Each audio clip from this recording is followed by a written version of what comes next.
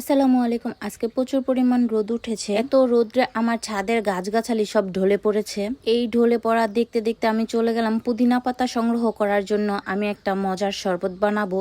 এত গরম আর প্রচুর রোদ, এত রোদ্রে যদি শরবত না খাওয়া হয় শরীরে জ্বালা পড়া শুরু হয়ে যাবে। এর জন্য আমি আমার ছাদ বাগানের থেকে পুদিনা পাতা সংগ্রহ করছিলাম। শরবতের মাঝে পুদিনা পাতা দিলে অনেক সুন্দর একটা স্মেল এবং টেস্ট বেশি হয়। এই মজার শরবতটা বানানো আমি শিখেছি আমার শ্বশুর আব্বার কাছ থেকে। ছাদে প্রচুর পরিমাণ রোদ ছিল, একদম দাঁড়ানোর অবস্থায় ছিল না। আমার সব গাছগাছালি একদম লাল হয়ে যাচ্ছিল।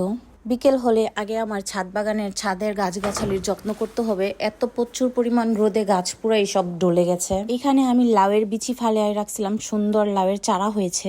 লাউয়ের চারাগুলো বড় হলে আমি ইনশাল্লাহ মাচা করে দিব সুন্দর করে। টানা বৃষ্টির কারণে ছাদে ছাতলা পড়েছিল, এগুলা প্রচুর কড়া রোদে উঠে গেছে। এই ছাদের ময়লাগুলো পরিষ্কার করতে হবে। এত রোদে চলে আসলাম লেবু নিয়ে, লেবুর শরবত বানাবো। তাই পুদিনা পাতা আগে ছেঁচে নিচ্ছিলাম।